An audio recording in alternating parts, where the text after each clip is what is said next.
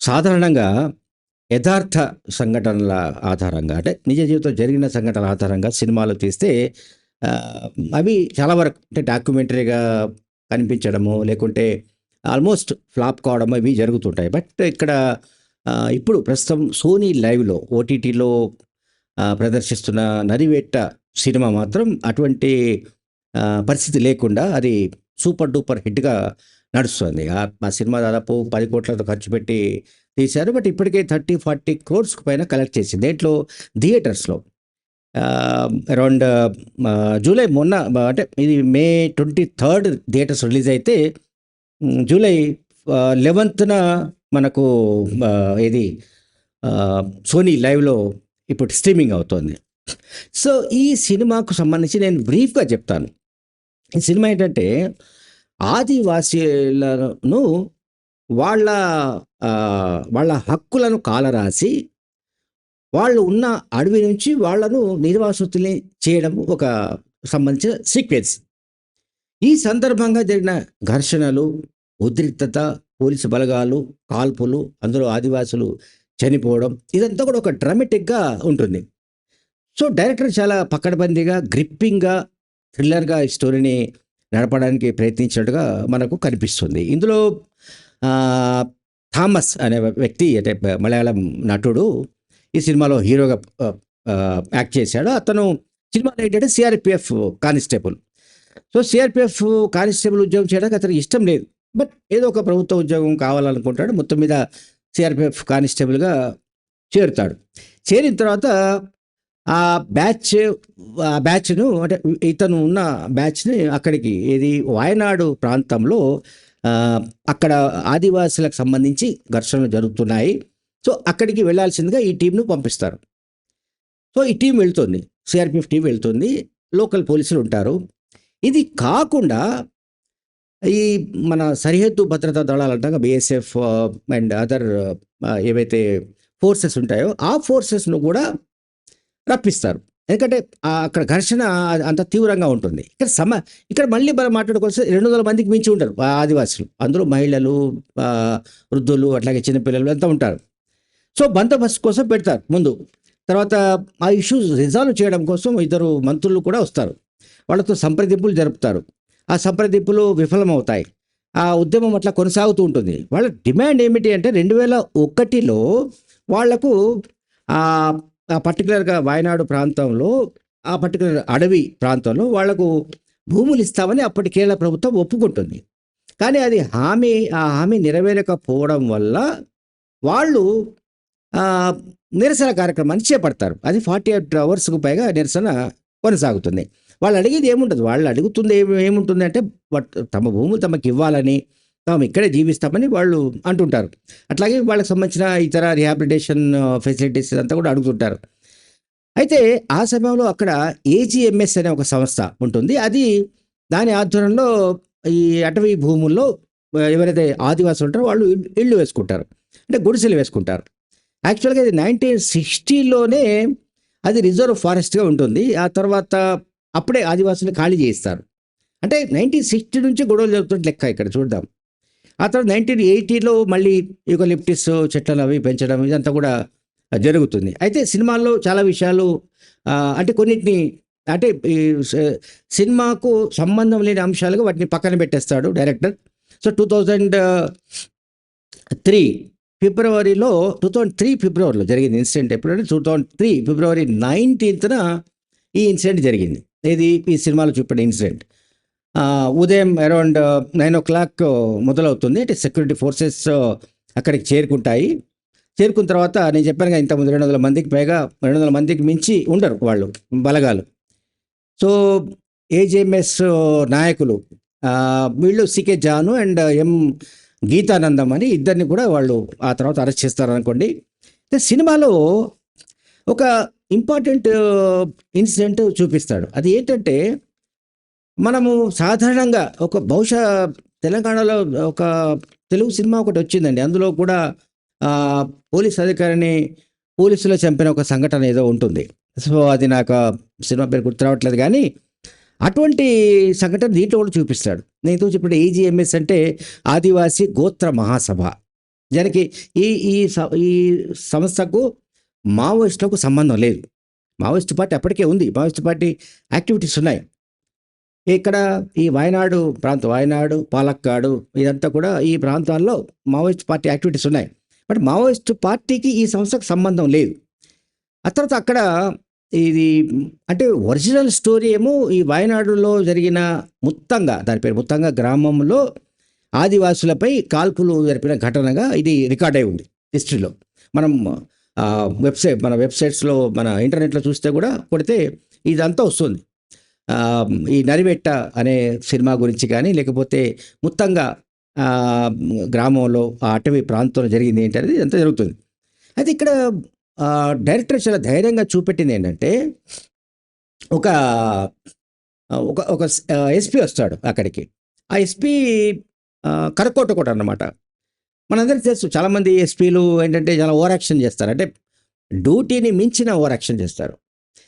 అంటే ఏం చేస్తారంటే ఎస్పీ ఈ సిఆర్పిఎఫ్ టీం ఉంటుంది, బలగాలు ఉంటాయి. అండ్ నార్త్ నుంచి వచ్చిన కొన్ని బలగాలు కూడా ఉంటాయి.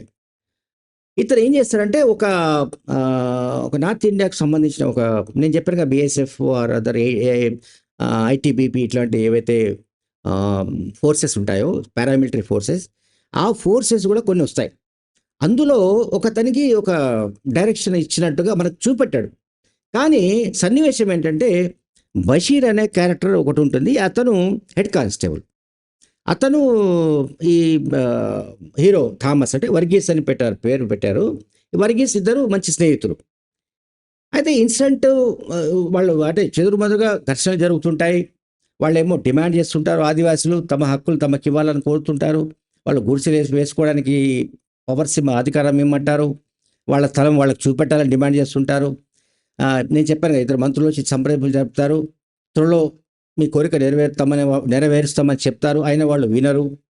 వాళ్ళు ప్రొటెస్ట్ చేస్తూనే ఉంటారు. ఒక బ్యారికేడ్స్ కట్టేస్తారు. అయితే జరిగేది ఏంటంటే, ఈ బషీర్ అనే వ్యక్తి ఆ లోపలికి వెళ్తాడు, కొద్ది లోపలికి, ఫారెస్ట్ లోపలికి వెళ్ళినప్పుడు అక్కడ ఇతను చంపేస్తాడు. ఎవరు చంపేస్తాడు? ఈ అంటే నార్త్ ఇండియన్ లాగా చూపిస్తాడు అతన్ని. బట్ అతను ఎక్కడి నుంచి వస్తాడు ఏంటి అని మనకు తెలియదు. కానీ బట్ పారామిలిటరీ ఫోర్సెస్ లాగా మనం భావించాలి. ఇతన్ని చంపేస్తాడు, ఫిజికల్గా కొట్టి చంపేస్తాడు. చంపేసి అక్కడ దగ్గర కట్టేస్తాడు. సో దాన్ని మావోయిస్టులు చేసినట్టుగా చూపించడానికి ప్రయత్నిస్తారు. ఎవడు? ఎస్పీ. అక్కడ ఎస్పీ ఎవరు ఉంటాడు అంటే ఆ మొత్తాన్ని సూపర్వైజ్ చేస్తుంటాడు అక్కడ క్యాంపులో. ఎస్పీ డైరెక్షన్ ప్రకారం అతన్ని చంపేస్తారు. ఎవరిని? బషీర్ను హత్య చేస్తారు. ఈ బషీరు హత్య పైన అసలు మొత్తం వివరాలు బయటకు తీసుకురావాలన్నది ఈ కానిస్టేబుల్ వర్గీసు ప్రయత్నిస్తాడు, చాలా గట్టిగా ప్రయత్నిస్తాడు. సాధ్యం కాదు. ఎస్పీ మరికొంతమందితో చేతులు కలిపి ఉంటాడు. ఒక దశలో అతను చెప్తాడు, కొన్ని నిర్ణయాలు మనం తీసుకోము, కొన్ని నిర్ణయాలను ఆదేశాలను మనం పాటిస్తామని చెప్తాడు. దాన్ని బట్టి ఏంటి, మనం ఏం తీసుకోవాలి? స్టేట్ అంటే రాజ్యం, అంటే అప్పటి రాష్ట్ర ప్రభుత్వము, కేంద్ర ప్రభుత్వము ఈ ఆదివాసుల ఉద్యమాన్ని అణిచివేయడానికి మొత్తం మీద పోలీసుల్లోనే ఒకళ్ళిద్దరిని హత్య చేసి, అది మావోయిస్టు పార్టీ వైపు నెట్టిపారేస్తే, నక్సలైట్ల వైపు నెట్టిపారేస్తే ఇంకా ఈ గొడవ ఉండదు, సద్దుమణుకుతుంది అనే కాన్స్పిరసీ జరిగింది అన్నది ఆ థీమ్ని చూపెట్టడానికి సినిమాలో మనం చూడొచ్చు. ఆ తర్వాత ఇతను కానిస్టేబుల్ వర్గీస్ అంటే ఒరిజినల్గా థామస్. ఈ వర్గీస్ ఏం చేస్తాడంటే మానవ హక్కుల కమిషన్ దగ్గర కూడా వెళ్తాడు. అక్కడికి వెళ్ళి ఆ మానవ హక్కుల కమిషన్లో ఒక జడ్జి ఉంటాడు. ఆ జడ్జి మానవ హక్కుల పట్ల ప్రేమాభిమానాలు ఉన్న వ్యక్తిగా మనకు కనిపిస్తాడు. అతను చెప్పిన చోటికి వస్తాడు. ఆ అడవిలో ఒక దగ్గర ఎక్కడైతే 5గురిని వాళ్ళు నిర్దాక్షిణ్యంగా ఒక పెద్ద గొయ్యి తవ్వి ఆ గొయ్యిలో పడవేసి 5గురు వ్యక్తుల్ని, అందులో మహిళలు ఉంటారు, ఇద్దరు మహిళలు, ఇద్దరు పురుషులు ఉంటారు. ఒక పాప ఉంటుంది, చిన్న పాప, 4-5 ఏళ్ళు కూడా ఉండవు. సో ఆ పాపంతో సహా వాళ్ళందరినీ కూడా అందులో ఆ గొయ్యిలో వేసి వాళ్ళపైన పెట్రోల్ జల్లి నిప్పట్టించి కాలబెట్టిస్తారు. ఇది ఇతను చూస్తాడు. అదంతా కూడా ఇతని సమక్షంలో జరుగుతుంది. ఎవరు? ఈ థామస్, సిఆర్పిఎఫ్ కానిస్టేబుల్. ఆ తర్వాత అతను మానవ హక్కుల కమిషన్కు చెబితే ఆ జడ్జి వచ్చి మొత్తం ఫోరెన్సిక్ టీం, ఇతర అధికారులతో వచ్చి మొత్తం ఆ ప్రాంతాన్ని తవ్వి డెడ్ బాడీస్ని బయటకు తీస్తారు. డెడ్ బాడీస్గా ఉండవు, అస్థిపంజరాలు, రకరకాల అంటే ఆ శరీరాలకు సంబంధించిన కొన్ని పార్ట్స్ ఉంటాయి. సో వాటిని ఫోరెన్సిక్కి పంపించి ధృవీకరించుకొని ఆ తర్వాత ఆ, ఆ, వెళ్తుంది. ఇక స్టోరీ అక్కడి నుంచి క్లైమాక్స్ వెళ్తుంది. ఆ తర్వాత వాళ్ళందరినీ అరెస్ట్ చేస్తారు. సో అంటే దీంట్లో సారాంశం ఏంటంటే మావోయిస్టు పార్టీ ఇప్పుడు ఏదైతే జార్ఖండ్, లేకపోతే ఛత్తీస్గఢ్, లేకపోతే ఒడిశా, లేదా వెస్ట్ బెంగాల్ ఇటువంటి రాష్ట్రాల్లో ఎక్కడైతే ఆదివాసులను నిర్వాసితుల్ని చేసి మైనింగ్ కావచ్చు, ఇతర ఇండస్ట్రీస్ని ఫారెస్ట్లోకి తీసుకురావడానికి చేస్తున్న ప్రయత్నాలను అడ్డుకుంటోందో, అటువంటి ప్రయత్నాల్లో ఆదివాసుల్ని అణిచివేయడానికి పెద్ద ఎత్తున ప్రయత్నాలు చేస్తున్న విషయం మనకు తెలుసు. ఇది పోలీస్ బలగాలు, సాయుధ బలగాలు. సో అటువంటిదే 2003లోనే 22 ఏళ్ల క్రితమే ఈ ఇన్సిడెంట్ జరిగింది. యాక్చువల్గా అక్కడ మొత్తం 6 చనిపోయినట్టుగా అధికారికంగా లెక్కలు చెప్పారు. కానీ యాక్చువల్గా జస్టిస్ కృష్ణయ్యతో ఆధ్వర్యంలో ఒక కమిటీని వేసినప్పుడు ఆ కమిటీకి అందిన రిపోర్ట్ ప్రకారం 16 మంది అందులో దుర్మరణం పాలైనట్టుగా ఒక రిపోర్ట్స్ ఇప్పటికీ మనకు వికీపీడియాలో కనిపిస్తాయి. అందువల్ల ఏంటంటే ఇటువంటి సినిమాలను అంటే చిత్రీకరించడం చాలా కష్టం. అంటే సంఘటనను యథాతథంగా తీయకుండా ఉండాలి, కొంత డ్రామా దాంట్లో జోడించాలి, అండ్ ఇంకా కొన్ని థ్రిల్లింగ్ పాయింట్స్ జోడించాలి, కొన్ని మలుపులు ఉండాలి. అంత సులభంగా యథార్థ సంఘటనలో చిత్రీకరించడం సాధ్యం కాదు. అండ్ స్క్రీన్ ప్లే ఎక్కడ కొద్దిగా దెబ్బతిన్నా కూడా మొత్తం సినిమా దెబ్బతినే అవకాశం ఉంటుంది. అంటే సినిమాలో సారాంశం నేను చెప్పాను కదా, మావోయిస్టు పార్టీ పేరిట అంటే ఆదివాసీలకు నేను చెప్పాను కదా, ఇది మన AGMS ఆదివాసీ గోత్ర మహాసభ అనే పేరుతో కేరళలో అప్పటికి ఒక సంస్థ ఉంది. ఆ సంస్థ ఆధ్వర్యంలో జరుగుతోంది. ఆ సంస్థ ఇండిపెండెంట్ సంస్థ, స్వచ్ఛంద సంస్థ. దానికి ఏ రాజకీయ పార్టీతో సంబంధం లేదు. కానీ పోలీసులు ఏం చేశారంటే దాన్ని మావోయిస్టు పార్టీ అండర్ కవర్ ఆర్గనైజేషన్గా ముద్రేసి పారేశారు. దానివల్ల ఆ పరిణామాలన్నీ జరిగాయి. కాల్పుల దాకా ఇన్సిడెంట్ జరగడం కానీ ఇదంతా కూడా చాలా ఇంట్రెస్టింగ్ ఫిలిం ఇది. తప్పకుండా ఇప్పటిదాకా చూడని వాళ్ళు ఎవరంటే తప్పకుండా చూడవలసిన సినిమా. నరివెట్ట దాని పేరు. Thank you very much.